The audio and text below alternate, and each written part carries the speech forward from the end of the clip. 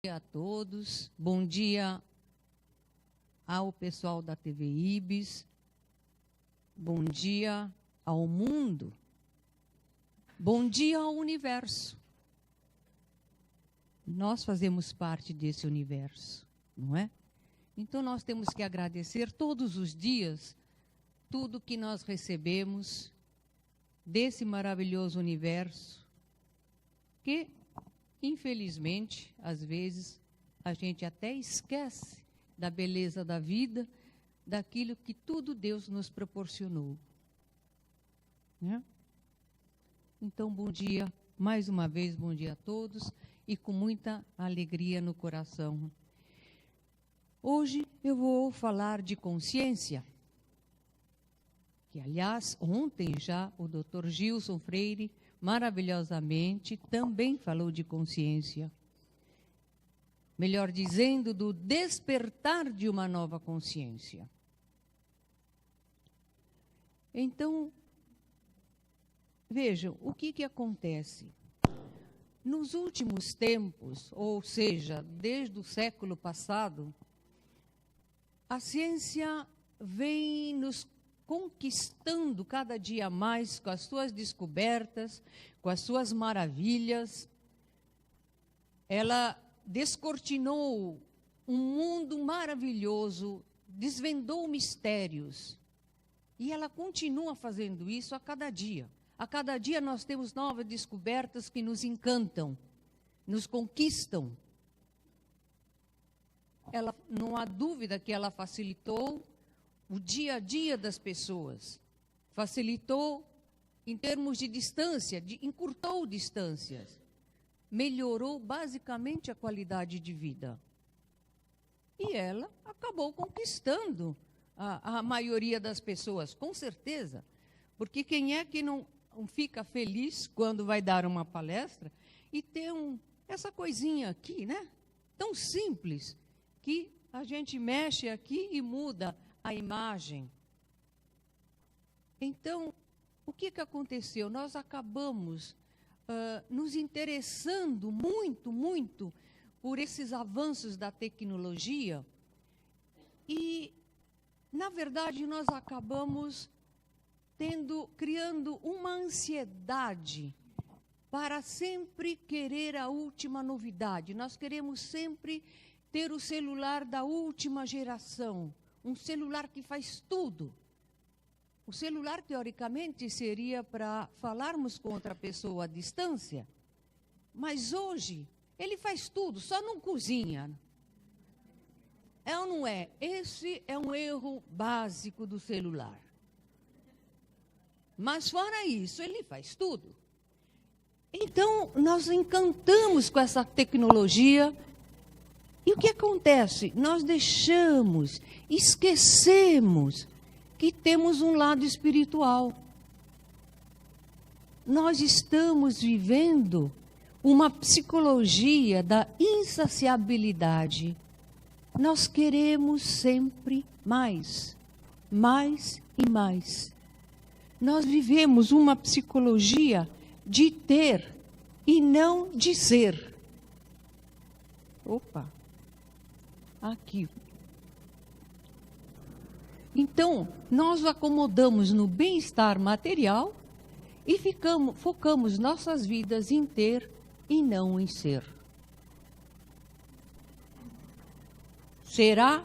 Nós gostamos sempre de dizer, a culpa é de fulano, a culpa é de Beltrano, a culpa é da ciência porque nos encanta? Não.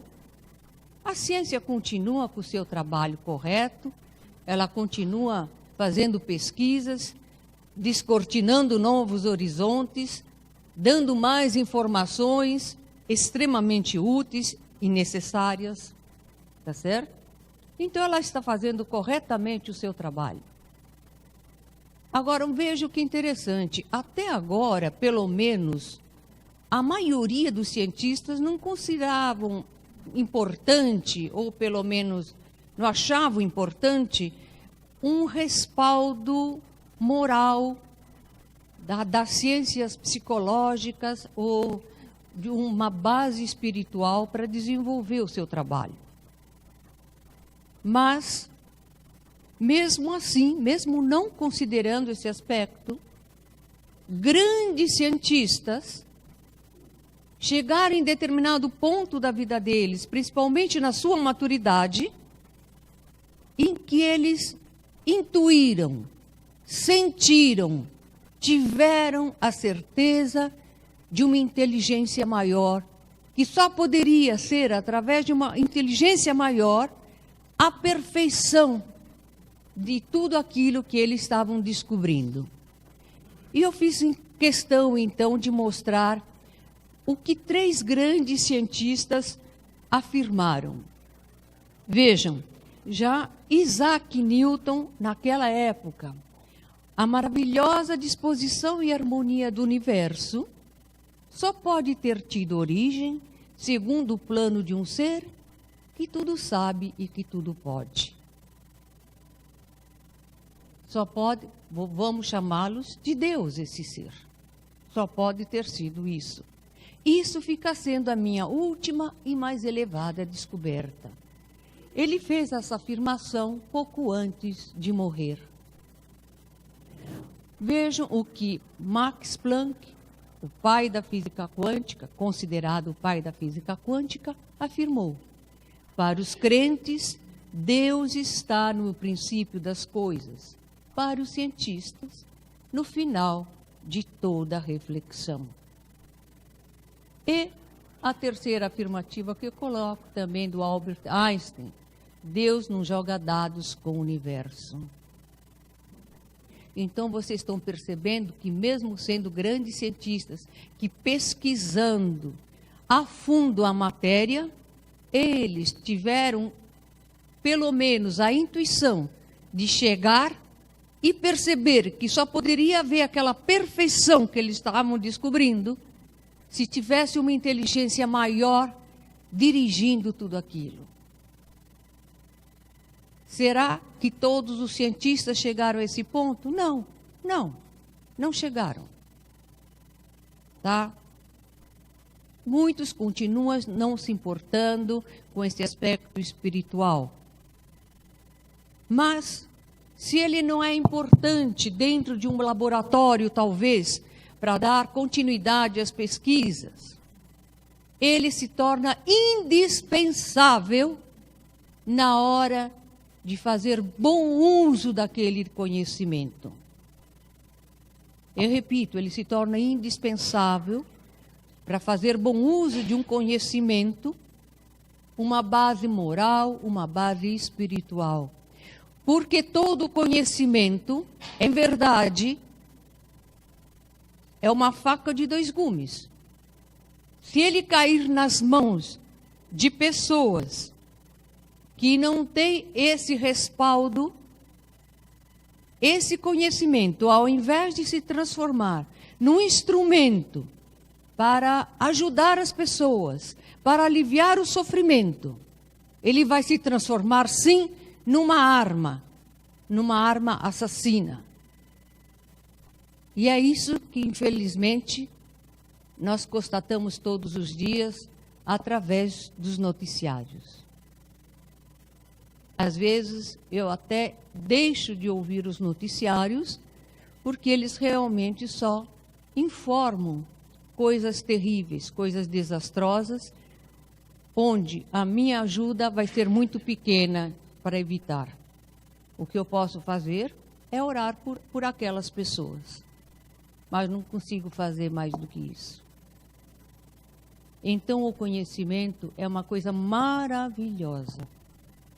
Mas ele tem que ter um apoio de uma conduta ética, moral, de uma base espiritual. Saber que nós somos uma célula de um universo e que nós não somos o único ser desse universo.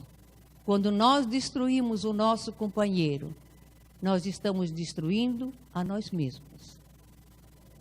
Então vejam o que o Baldry afirmou já lá atrás, em 1943, no seu livro Princípios de uma Nova Ética, Nova Civilização do Terceiro Milênio. Chegou a hora de compreender que a nova, assim chamada civilização, não é civilização, mas barbárie. E, no fundo, o homem moderno é primitivo e inconsciente.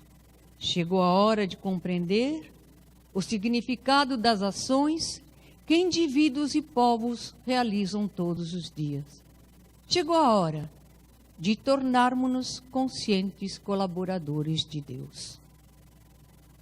Então é isso, chegou a hora de nós tornarmos conscientes colaboradores de Deus e termos consciência dos atos que nós praticamos. Então, se nós não estamos satisfeitos, eu acredito que a maioria não esteja satisfeita com a situação do mundo inteiro, não vou dizer do país Brasil, mas vou dizer do mundo, de tanta violência, de tanta crueldade, nós temos que mudar. Quem está ouvindo hoje aqui é um grupo restrito de pessoas e até de pessoas particularmente especiais, selecionadas. Mas nós podemos começar a ajudar o mundo inteiro, o universo inteiro. Como? De que forma? Mudando, fazendo uma pequena mudança. Se cada um fizer uma pequena mudança, automaticamente nós estamos dando uma colaboração para esse universo. Nós estamos colaborando com o mundo inteiro. Então vejam o que Mahatma Gandhi afirmou. Seja você mesmo a mudança que quer ver no mundo. Geralmente nós queremos imediatamente mudar o vizinho que incomoda, né? Aquele vizinho que põe o som alto, aquele vizinho que faz isso, que faz aquilo. Vamos deixar o vizinho sossegado e vamos mudar nós. Isso nós conseguimos fazer. Tá? E veja o que uma máxima budista diz. Quando a folha de uma árvore cai, o universo inteiro ressoa. Então imaginem vocês uma pequena mudança, como fará ressoar o universo. Agora imaginem se a população do universo inteiro fizesse isso. A população do planeta Terra, que hoje é pouco mais de 7 bilhões. Que estrondo que provocaria, não? Um tsunami de bondade. Bastaria só uma pequena mudança. Mudança positiva, mudança para o bem. Então, vamos começar mudando nós mesmos. Agora, mudança, gente, sempre ocorre. Querendo ou não, nós mudamos. Mas o que eu estou afirmando é para fazer uma mudança consciente, porque elas ocorrem conscientemente ou inconscientemente. O Balde afirma: a vida é um movimento que não se pode fazer parar. A vida é um eterno vir a ser. E é exatamente isso. Como éramos ontem, de uma maneira, nós achamos hoje que somos a mesma pessoa. Não somos, somos a mesma e não somos. Nós passamos por experiências, nós mudamos nossa parte biológica, porque ela está um dia mais velha, e ao mesmo tempo, a nossa consciência também mudou, cresceu um pouquinho, graças às experiências que passamos. Às vezes a pessoa diz: mas ontem eu não fiz nada, só fiquei dormindo. Não tem problema. Mesmo dormindo, a nossa consciência pode sim evoluir. E esse movimento da nossa vida, que tudo se movimenta, movimento é vida, não é um movimento qualquer. É um movimento inteligente. É um movimento direcionado. É um movimento evolutivo. E o que é ser um movimento evolutivo?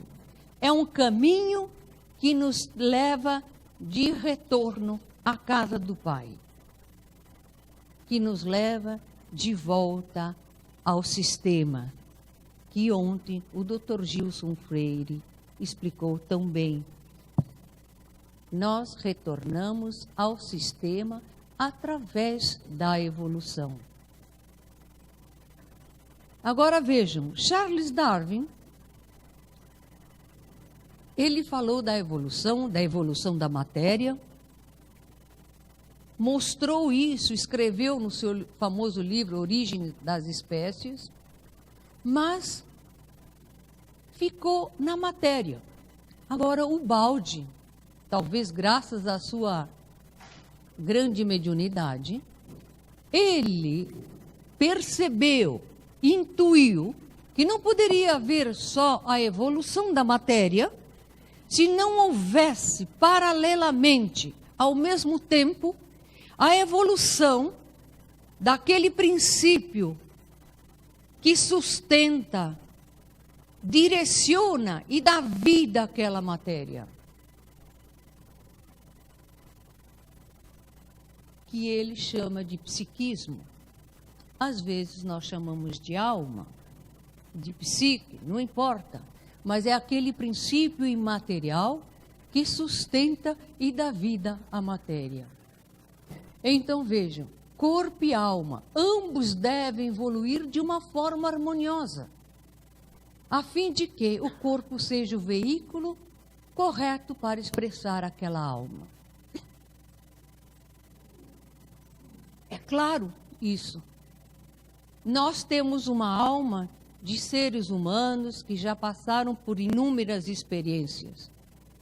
Não faria sentido alguém, um gato, a alminha de um gato incorporar num corpo humano. Não teria condições de se expressaria de uma forma incoerente. Assim como um ser humano voltar a ser um lobo não teria condições de continuar no seu caminho evolutivo. Então, essa parte imaterial, essa psique, ela também evolui, sim, paralelamente com aquilo que envolve essa parte material, essa casca, que é o nosso corpo físico.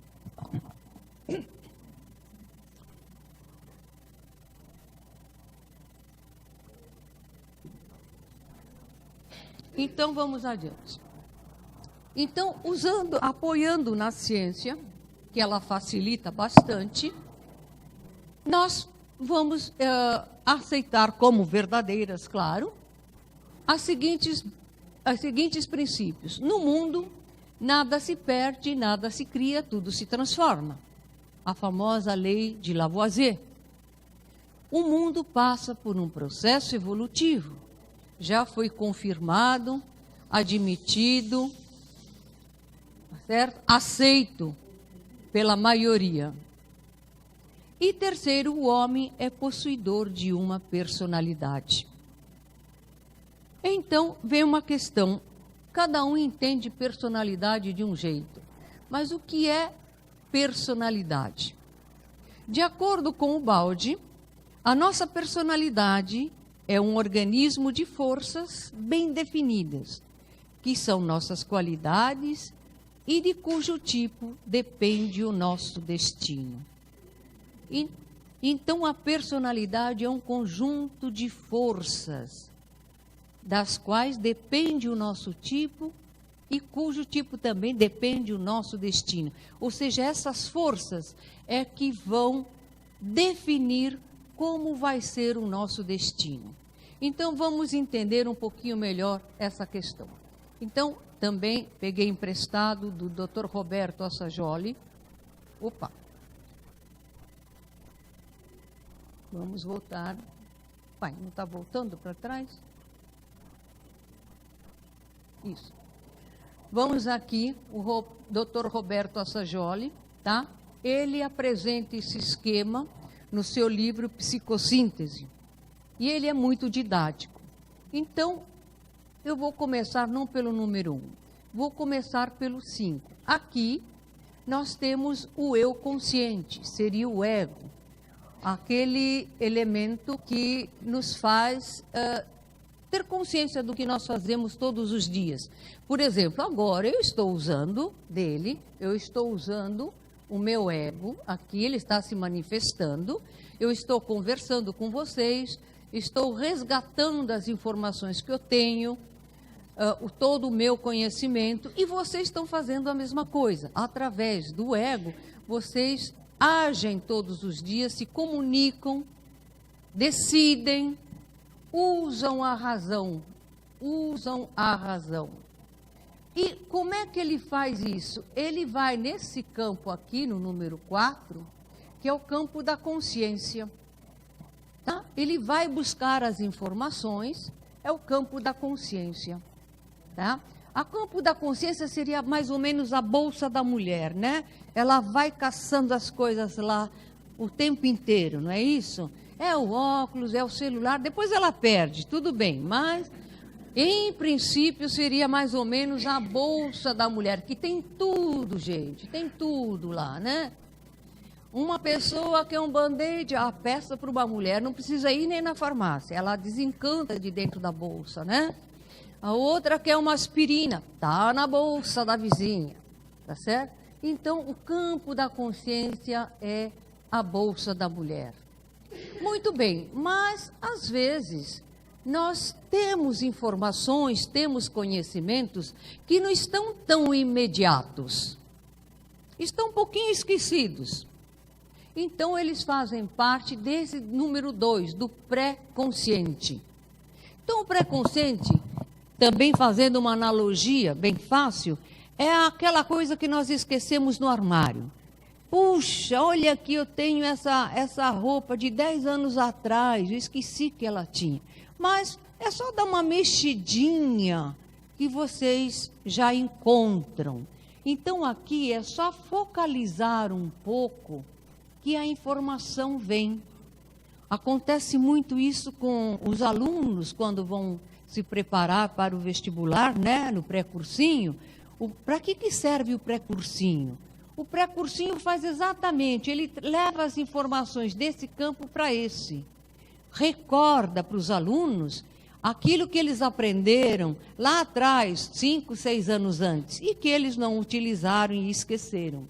Então, as informações que estão aqui, é só dar um pouquinho de atenção que elas já entram nesse campo. Muito bem. Mas aqui nós temos a número 1, é o subconsciente ou o consciente inferior. É aqui que é o X da questão. Aqui estão armazenadas todas as informações, todo o conhecimento que nós adquirimos, não só nessa vida, como também nas vidas anteriores, nas vidas pregressas. Aqui é a canastrinha da Emília. Vai tirando as informações, elas vão surgindo.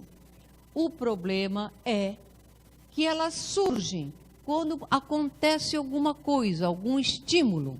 Não necessariamente elas surgem conscientemente.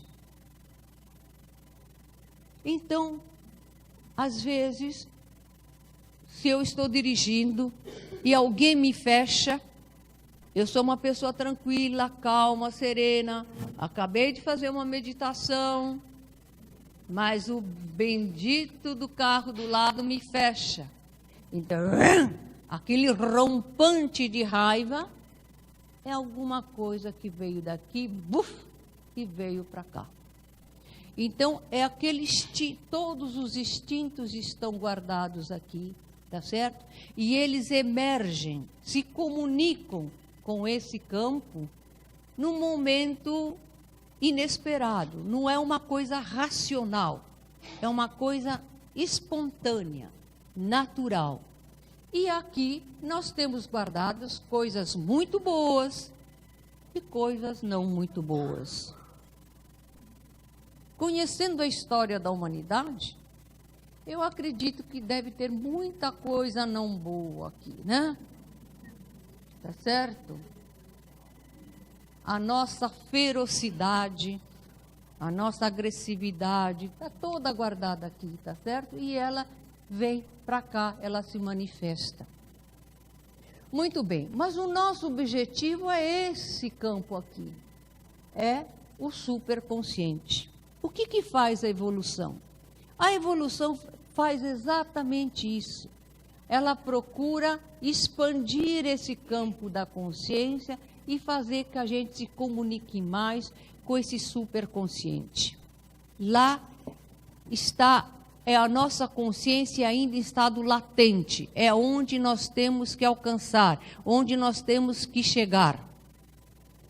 É daqui também que vêm as inspirações para os indivíduos, assim, no momento de meditação.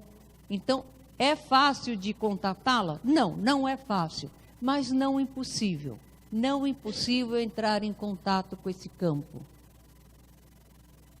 Então, num momento de meditação, num momento de reflexão profunda, dependendo do nível evolutivo do indivíduo, ele tem mais facilidade ou mais dificuldade para entrar em contato com esse campo aqui.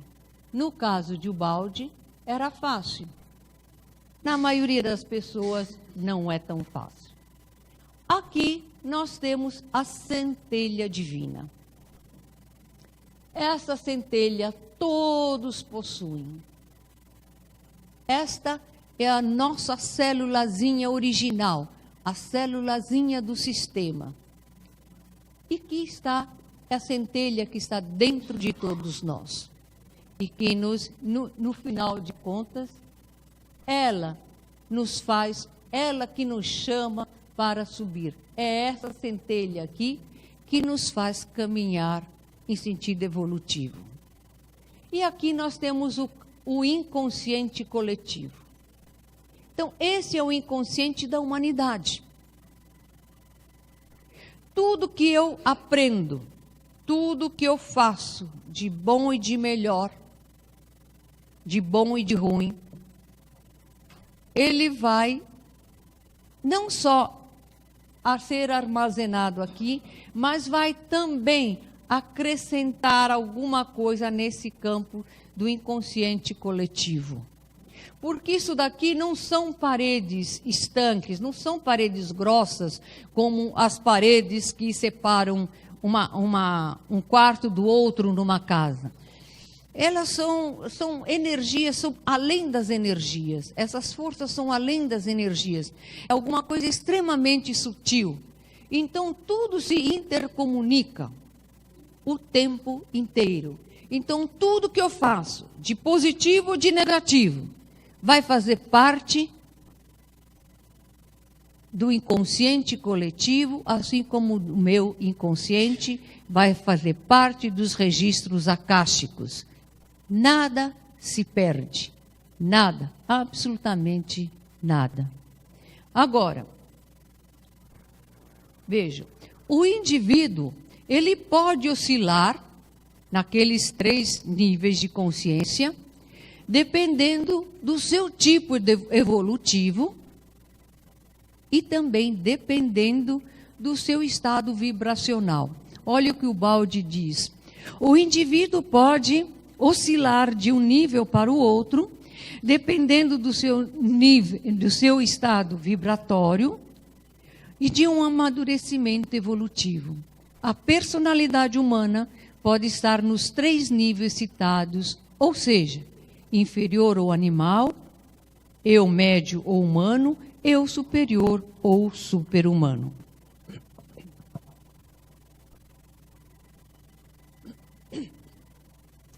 Dependendo das qualidades, o indivíduo estará num desses níveis.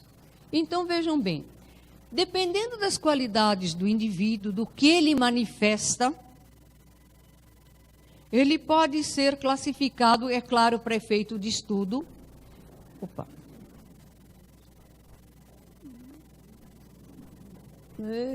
De novo. Ele pode estar no primeiro nível, tá? No segundo ou no terceiro. Muito bem. No primeiro nível estão os pouco evoluídos. Pessoas que têm um interesse muito maior para satisfazer as suas necessidades básicas. A necessidade de comer, de dormir, de ter uma casa e de se reproduzir. É um nível não animal, mas pouco acima do animal. E eles geralmente se comportam de uma maneira muito particular. Eles resolvem tudo pela força bruta. No segundo nível, já os médio evoluídos, que a maioria das pessoas está aqui, tá certo? Eles já raciocinam, pensam. E aqui os mais evoluídos, que infelizmente são muito poucos.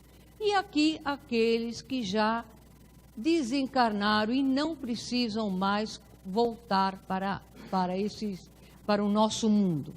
O que ocorre é que de um nível para o outro, não é como um andar de um prédio. Estou no segundo andar, estou no primeiro, estou no terceiro. Eu posso estar em um degrau de qualquer intervalo do primeiro para o segundo. E aqui os degraus são muitos que unem esse andar para esse e esse andar para esse. É uma escada muito comprida, muito longa, com muitos degraus.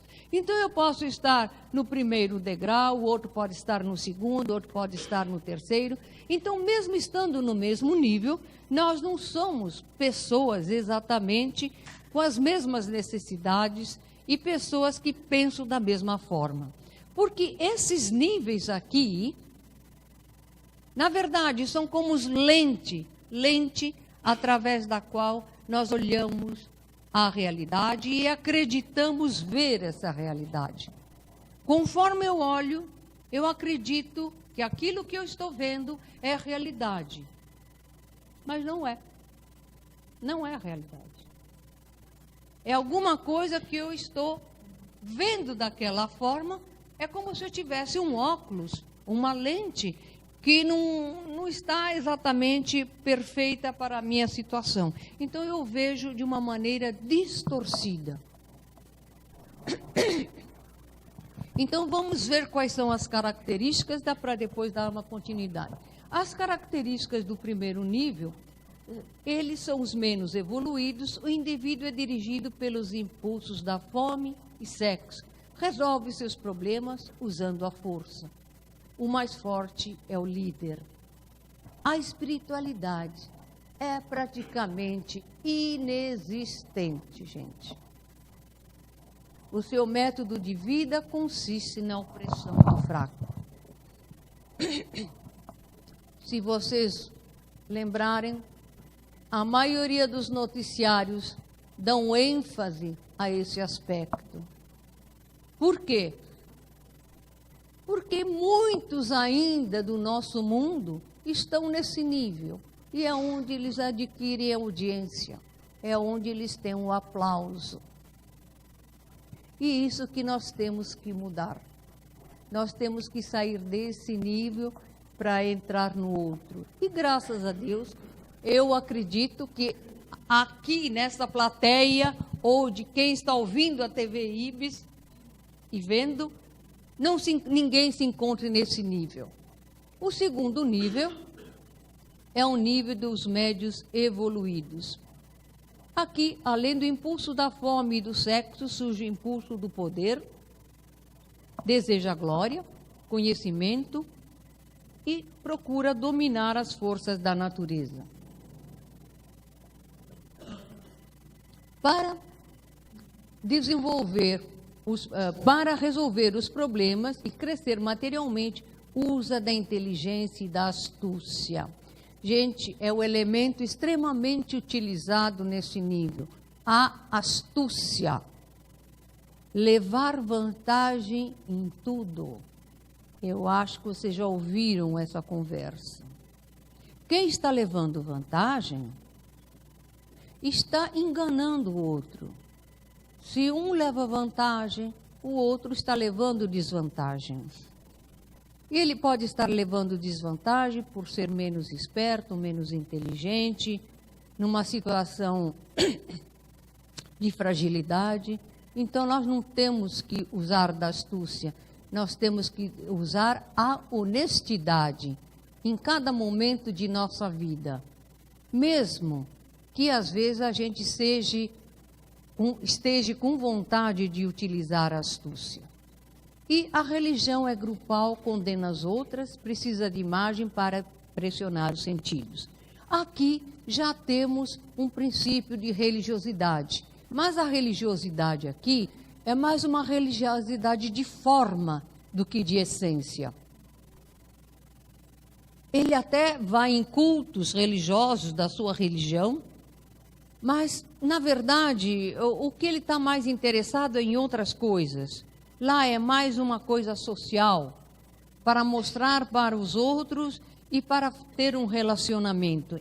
Lá dentro, no seu íntimo, na sua alma, ele não está muito se importando em ser um indivíduo melhor, ou não está muito se importando em pensar em como pode ajudar a humanidade. Ele está se importando, sim, em conseguir mais vantagens na própria vida. E o terceiro nível, o mais evoluído, tem início a verdadeira espiritualidade. Usa a inteligência para crescer espiritualmente.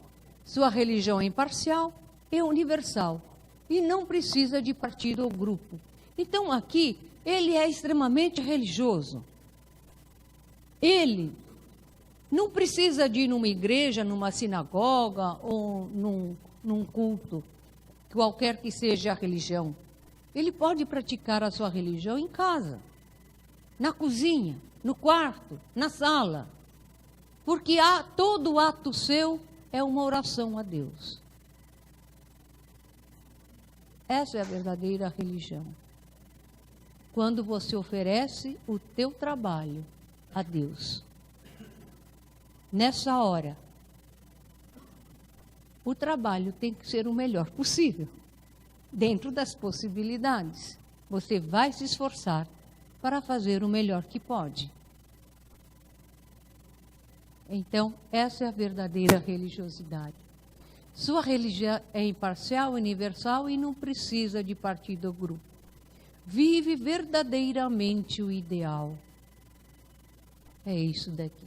Usa o método da sinceridade e colaboração. Entende o agressor e procura orientá-lo para o bem-estar através da compreensão e do amor.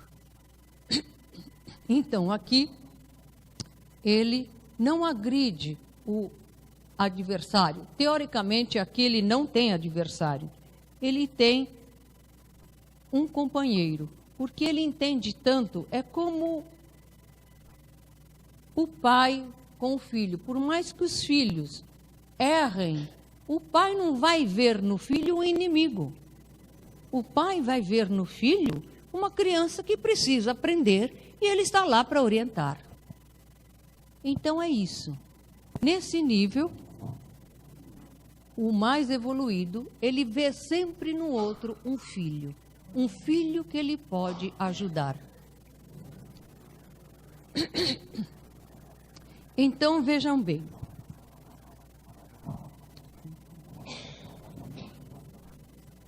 Vejam bem aqui. Aqui é o terceiro nível, o nível mais elevado daquela casinha que eu mostrei.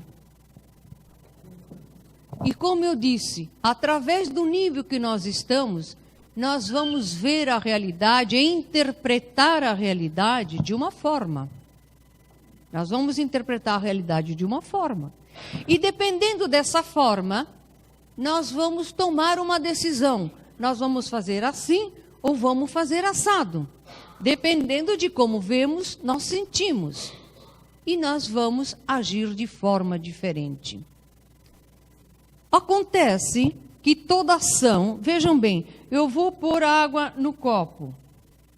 Antes de eu colocar a água no copo, eu tive um pensamento original. O pensamento deu origem a uma ação. Então, toda ação nossa, sem exceção, antes de ser uma ação, ela é um pensamento. Depois se torna ação. Vamos supor que eu repita essa ação o tempo inteiro. Chega uma hora que essa ação não precisa mais de ser raciocinada. Ela é instintiva. E aí ela se torna um hábito. E quando se torna um hábito, eu estou formando o meu caráter. E o caráter da pessoa se transforma em destino.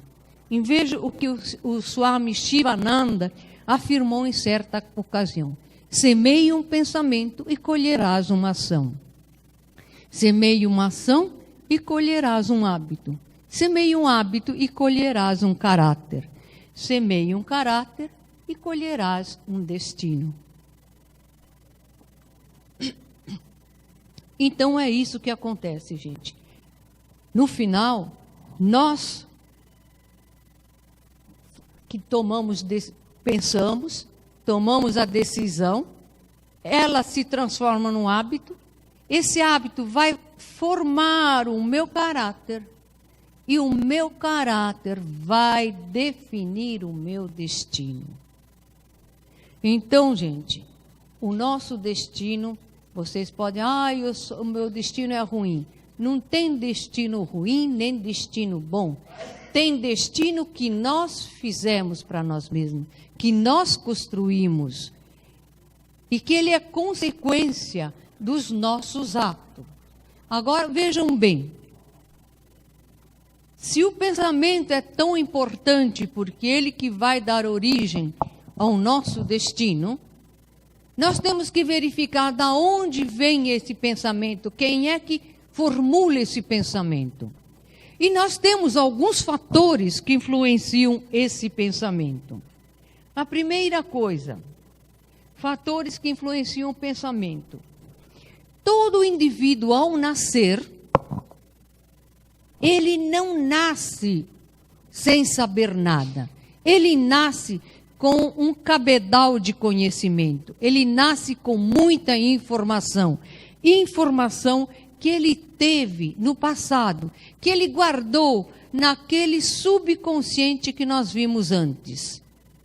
Aquele subconsciente é o acervo que trazemos de outras vidas. É a personalidade do nascituro. E essa personalidade é facilmente verificada, principalmente com crianças pequenas. 2 crianças de 3 anos, elas vão ter comportamentos totalmente diferentes. Mesmo sendo dos mesmos pais, mesma sociedade, elas vão se comportar de forma diferente, sim. Porque cada um tem aquele subconsciente que nós vimos antes, de uma maneira com informações, com impulsos, com tendências particulares só dele.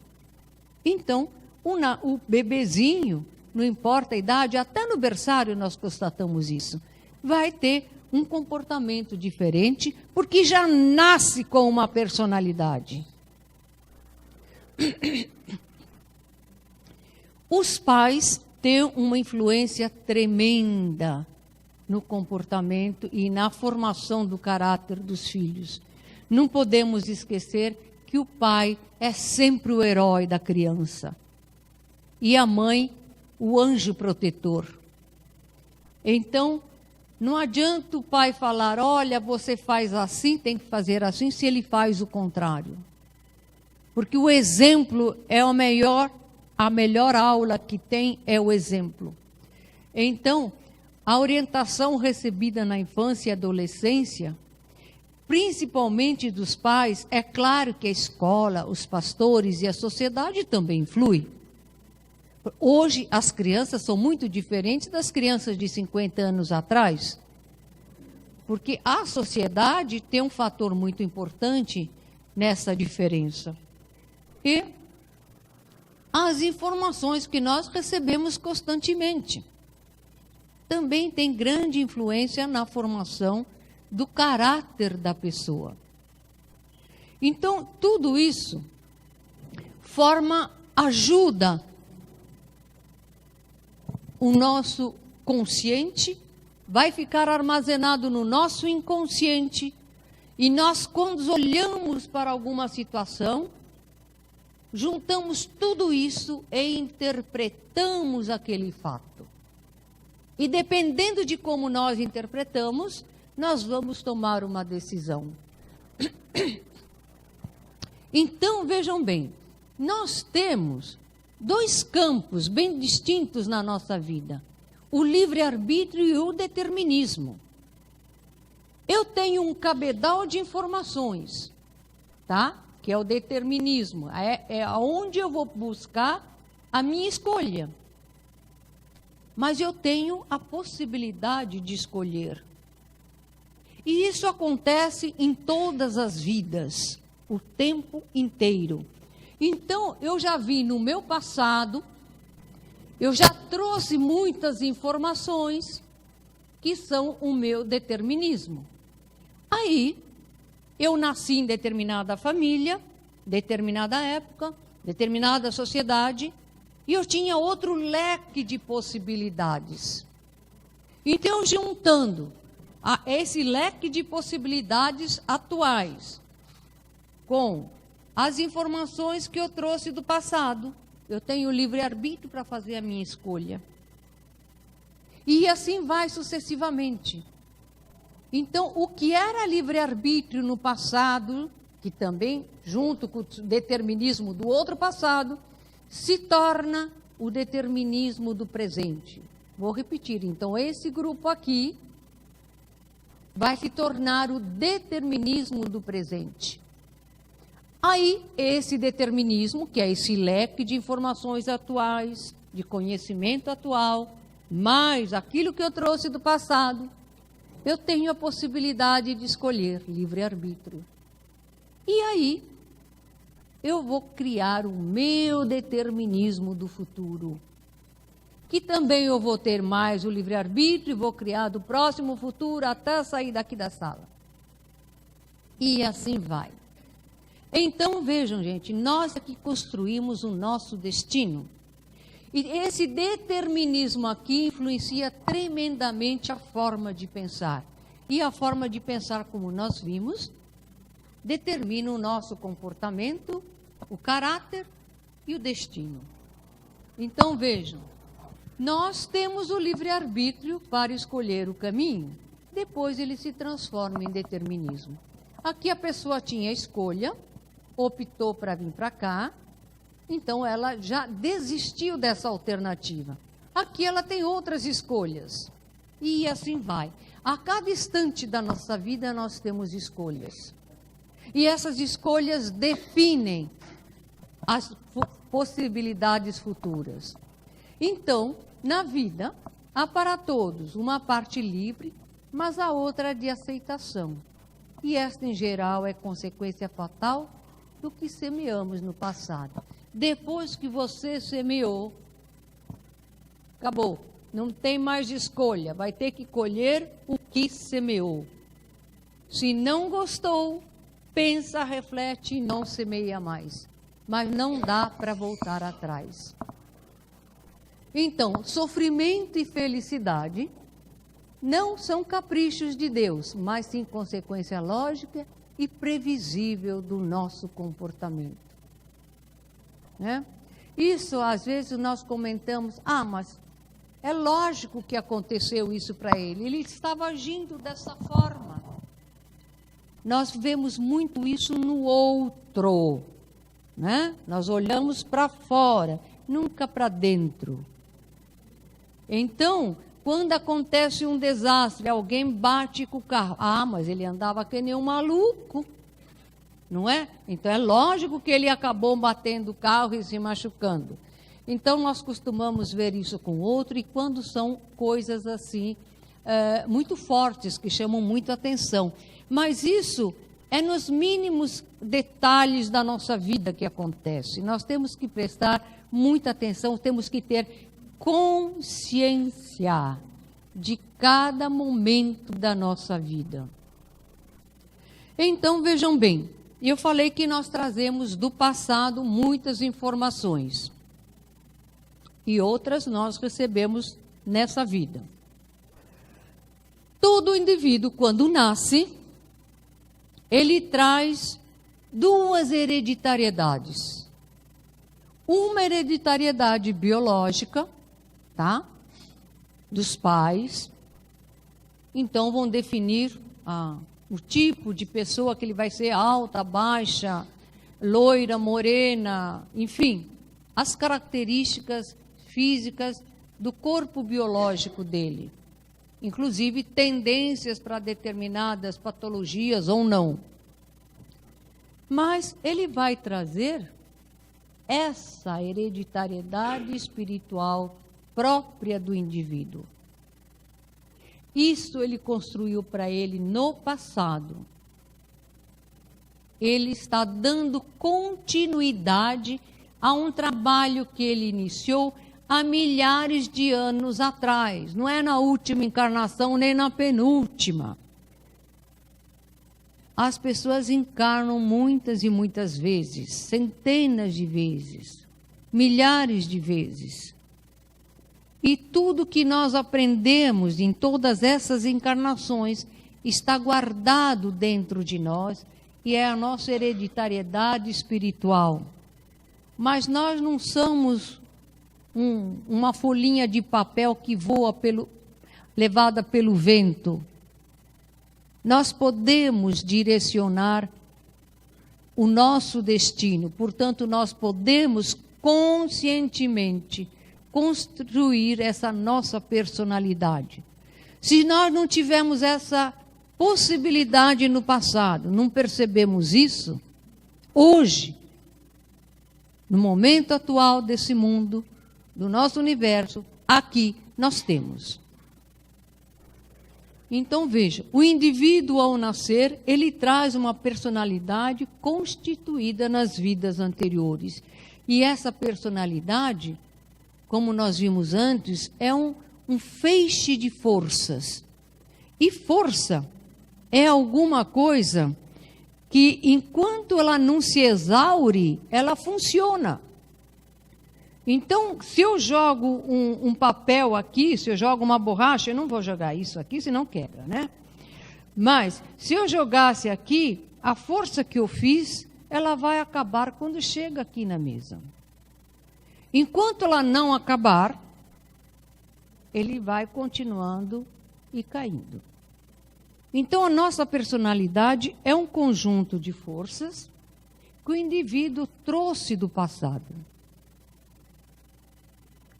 E que aqui na nova vida, ele incrementou com as informações, com a orientação que ele recebeu dos pais, da sociedade, né, dos noticiários. Então, vejam bem, ele construiu uma personalidade dele, esse conjunto de forças. Se esse conjunto de forças foi para o lado do bem, ele era uma pessoa que queria amar a todos, queria o bem de todos. Ele criou um campo vibracional extremamente positivo para ele. Na hora que ele vai reencarnar, opa, já reencarnou.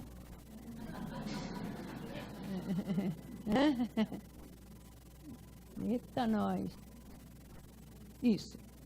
Então, aqui, ele vai reencarnar numa casinha feliz, né? Num lar de felicidade.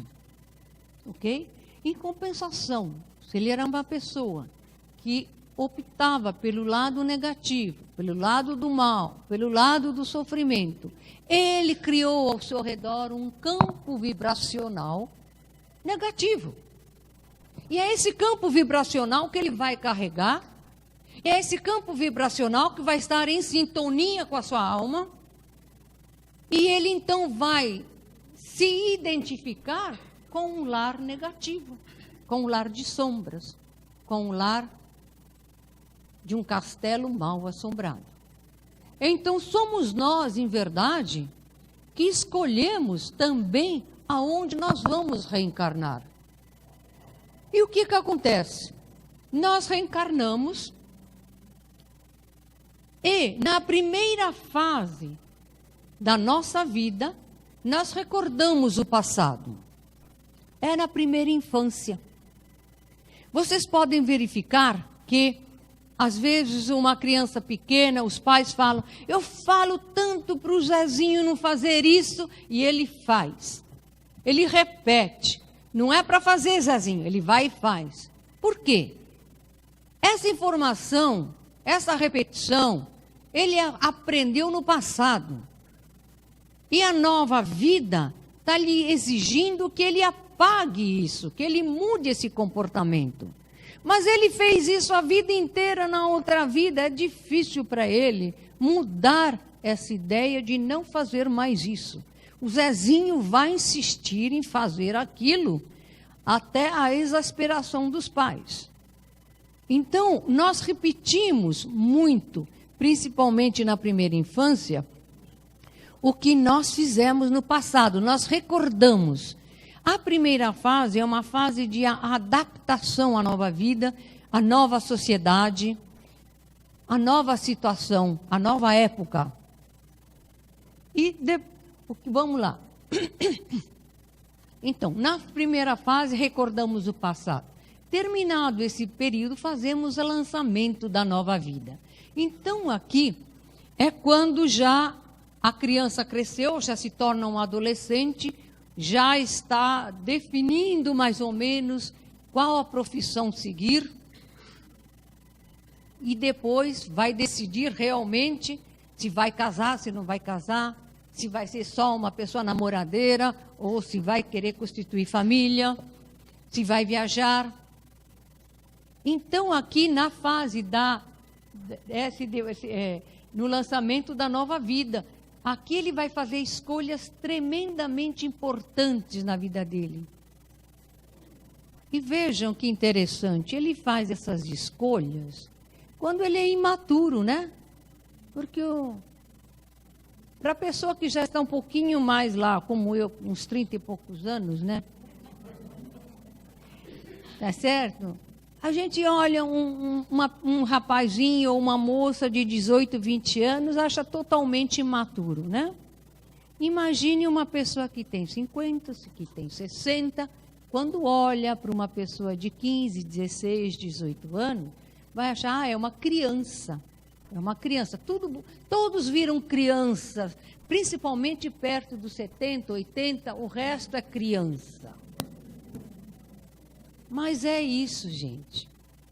Só que essa criança é que vai tomar as rédeas para definir a vida dele.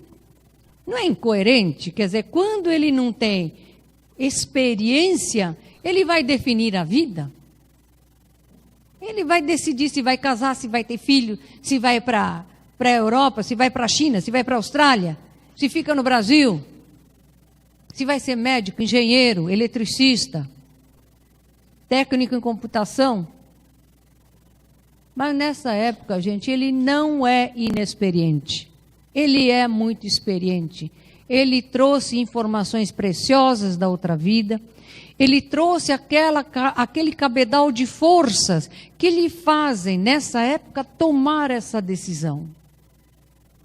Então, são aquelas forças do passado que não estão esquecidas, não estão exauridas, é que fazem o lançamento da nova vida, claro, aprimoradas, melhoradas com as informações atuais.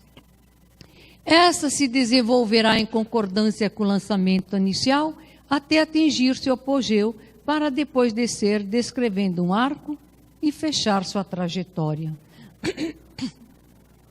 Então, é isso que acontece, né?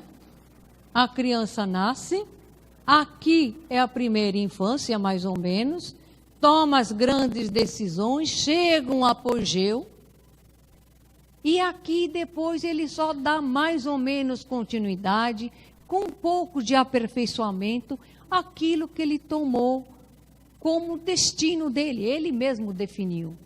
E aqui, na exaustão, esse daqui está querendo voltar, mas não dá. Vovô vai para lá, né? Ele tem que ir para lá. Ele vai aqui ele tem a possibilidade de ver como é que foi a sua vida. Antes, ele não tem a possibilidade de ver, mas tem a possibilidade de direcionar. Isso é que é importante, é a direção que nós damos para as nossas vidas. É o rumo que nós damos para as nossas vidas. Então, gente, se nós não estamos satisfeitos nem com o andar do nosso país Brasil, às vezes, ou menos ainda com o mundo, só há um jeito de mudar tudo isso. É mudando a nós mesmos, mudando o nosso comportamento. Porque o que o Baldi diz, só seremos homens novos quando usarmos métodos novos. Antes disso, não tem como mudar. Então, vejam bem, se o século passado foi o século da tecnologia, da ciência, da descoberta da energia atômica, esse novo século é o século de despertar de uma nova consciência. É o século de fazer despertar, de fazer crescer a nossa espiritualidade. Então, cabe a nós, a cada um de nós, fazer esse trabalho individualmente, de tomar consciência de cada instante da nossa vida e ter consciência de cada ato, porque cada ato nosso vai gerar consequências não só para a pessoa, como para todo o resto do mundo. Então, vejam bem o que o Baldi afirma no capítulo 82 da Grande Síntese. É um capítulo que ele dedicou ao amor. Por que o amor? Veja o que ele diz. Amor, impulso fundamental da vida, força de coesão que rege todo o universo, potência divina de eterna reconstrução. Encontrá-lo-emos sempre indestrutível em formas infinitas, em todos os níveis do ser. O amor foi a força primeira que Deus manifestou para fazer a criação. E o amor está em todas as formas de vida, da mais simples à mais complexa. E é ele que une todos os seres. Ele é a força de Deus, ele é a força que nos faz caminhar, é a força daquela centelha divina que eu mostrei no gráfico da personalidade. É a força que está dentro de nós e que está sempre presente e que nos dá, que alimenta a nossa fé. E é essa força que nos faz evoluir. É o amor. É pelo amor que nós evoluímos. Porque, por mais que sejam os momentos difíceis, parece que nós acreditamos que eles vão acabar e que vem um momento de paz e de tranquilidade. E é isso que acontece. É exatamente isso que acontece. E isso é evoluir. E vejam, quando o Baldi ele afirmou que o Brasil seria o berço da nova civilização do terceiro milênio, ele fez essa afirmação de uma forma categórica, porque ele viu, sentiu, ele tinha certeza que aqui, só aqui no Brasil poderia ser o berço da nova civilização do terceiro milênio.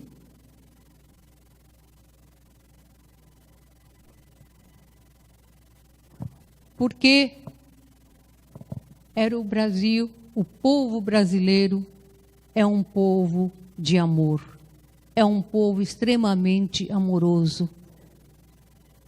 Talvez o povo que tenha mais amor de todo o planeta.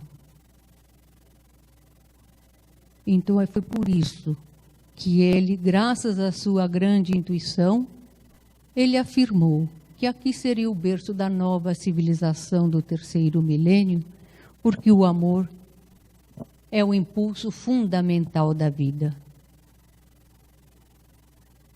E vejam, quando em 24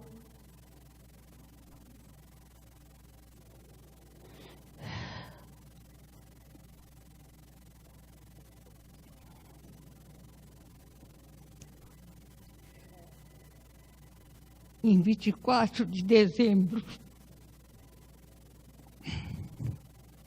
de 31, ele recebeu a sua primeira mensagem da sua voz, uma mensagem belíssima. Essa mensagem afirma, no final, já bem no final, a sua voz diz o seguinte: eu presido a evolução espiritual desse planeta. E para a evolução espiritual, um ato de bondade vale muito mais que uma descoberta científica. Então, eu presido a evolução espiritual desse planeta. É um ato de bondade, vale muito mais que uma descoberta científica. Então, para encerrarmos o meu trabalho de hoje, essa palestra, eu quero que todos estejam com bastante amor no coração. Então, eu gostaria que todos nós, fizéssemos a oração de São Francisco. Então, Senhor, fazei de mim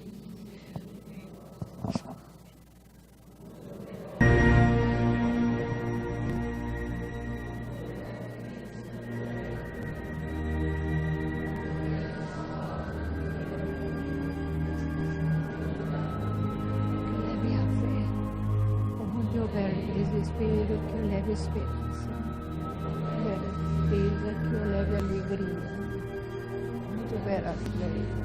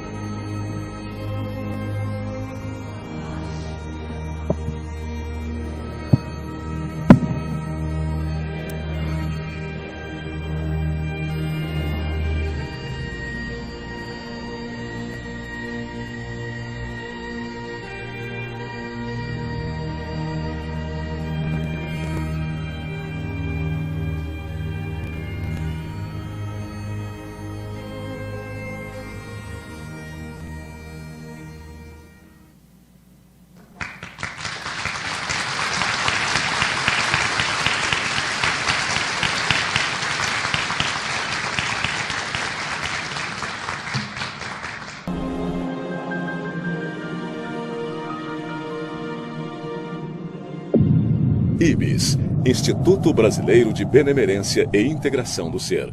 www.ibis.org